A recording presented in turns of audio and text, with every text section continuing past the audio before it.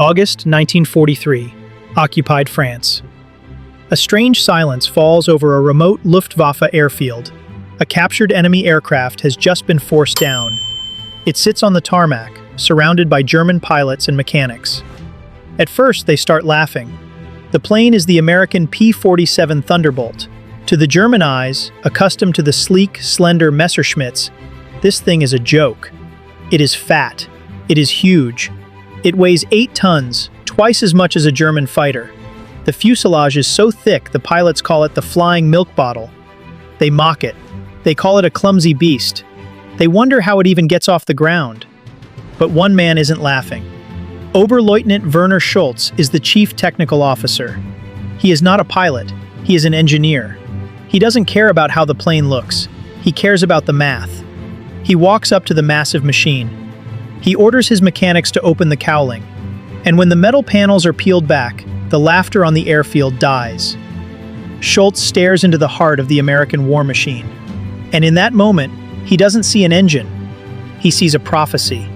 He realizes that Germany has already lost the war, not on the battlefield, but right here, inside this engine block. This is the story of how a single captured airplane revealed the terrifying truth that the Nazi high command refused to admit. To understand Schulz's terror, you have to understand the German mindset in 1943.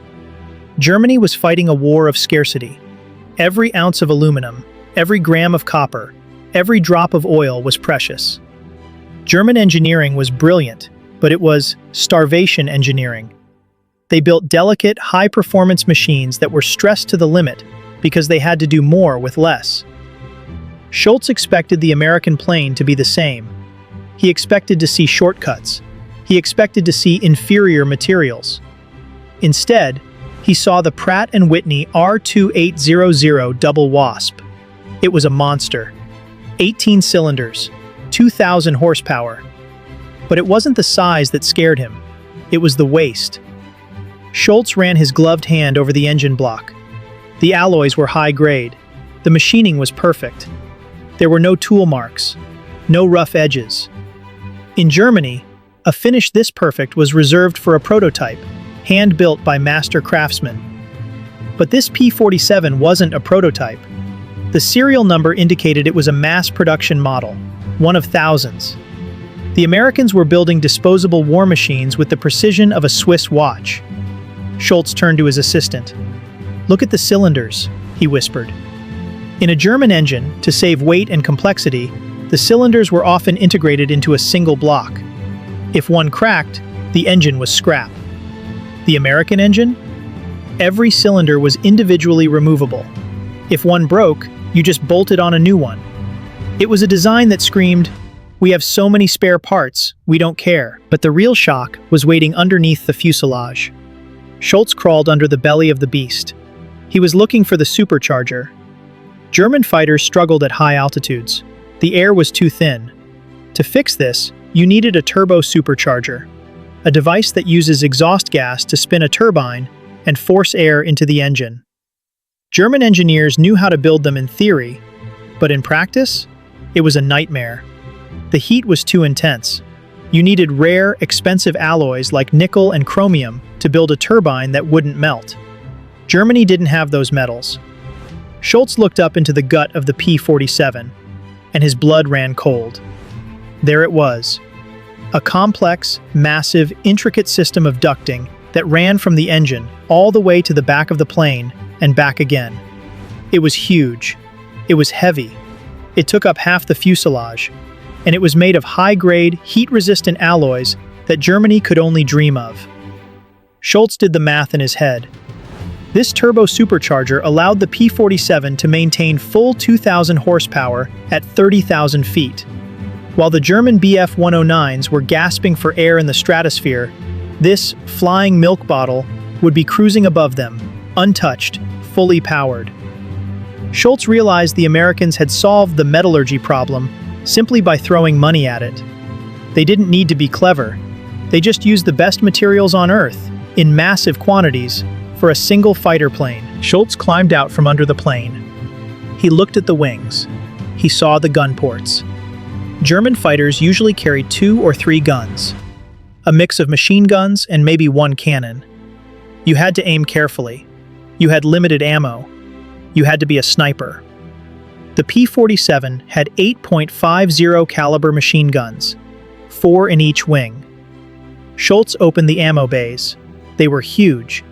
Each gun carried 400 rounds. That's over 3,000 rounds of ammunition total.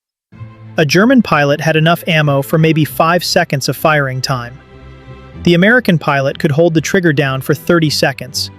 He could spray a wall of lead into the sky. He didn't need to be a good shot. He just needed to point the plane and erase whatever was in front of him. Schulz realized the philosophy was completely different. Germany fought with a rapier, precision, skill, scarcity. America fought with a sledgehammer, brute force, volume, excess. And in a war of attrition, the sledgehammer always wins. Schulz went back to his office. He sat down to write his report. This is where the story turns from technical analysis to tragedy. Schulz wasn't just looking at a plane. He was looking at a spreadsheet of the future. He pulled the intelligence files on American production. Republic Aviation was building 500 of these P-47s every month. They were ramping up to 800. Germany, with all its occupied territories and slave labor, struggled to build 400 fighters a month. And the P-47 was complex. It took 3 times as many man-hours to build as a German plane. The Americans were putting 3 times the labor, 3 times the material, and 10 times the cost into a single fighter. And they were still outproducing Germany 2-1. The math was impossible. Schulz wrote his report. He didn't use propaganda, he used numbers. The P-47 Thunderbolt represents a level of industrial sophistication that exceeds Germany's capabilities, he wrote. The engine tolerances suggest a manufacturing base that is not strained by war, but energized by it. Recommendation: do not engage at high altitude. Do not engage head-on. Strategic conclusion: unsustainable. He was telling his superiors, "We cannot beat a country that builds disposable airplanes like they are luxury cars." Schulz handed the report to his commanding officer. The officer read it. He looked at Schulz. "You know they won't like this in Berlin," the officer said. "It is the truth," Schulz replied. The report went up the chain of command. It reached the desks of the Luftwaffe High Command. The men who believed in the Übermensch, the men who believed that German will and Aryan spirit were stronger than American steel. They looked at Schulz's math. They looked at his warnings about the alloys and the production rates.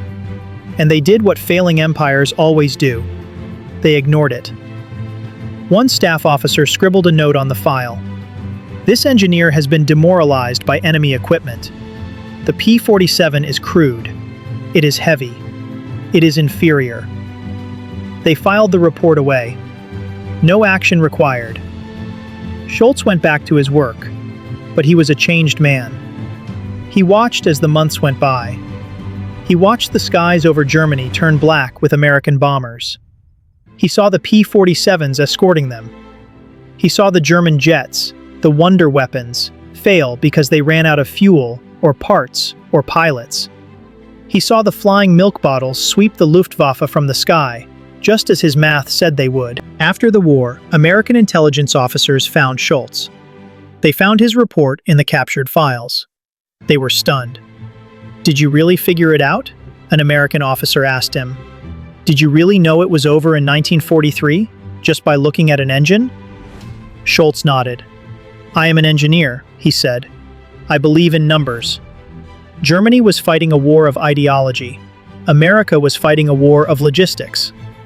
He pointed to the captured P-47 sitting on the airfield. "That machine," he said. "It had no soul. It had no elegance. But it had 2,000 horsepower and an infinite supply of spare parts. And in the end, that is the only thing that matters." The P-47 Thunderbolt was eventually produced in numbers that defy belief. 15,600 units. The engine that scared Werner Schulz, the R2800, was produced 125,000 times. It powered the Hellcat, the Corsair, the Marauder. It was the sound of the American industrial avalanche that buried the Third Reich. The lesson of the P-47 isn't about dogfights or aces. It's about the terrifying power of an industrial economy fully unleashed. The Germans laughed at the fat, ugly plane on the tarmac. But Werner Schulz knew the truth. He knew that the fat, ugly plane was actually the Grim Reaper, and it had come to collect. What do you think? Was it American technology that won the war, or was it simply the sheer weight of production? Let us know in the comments. And if you enjoyed this dive into the engineering history of World War II, hit subscribe. We'll see you in the next one.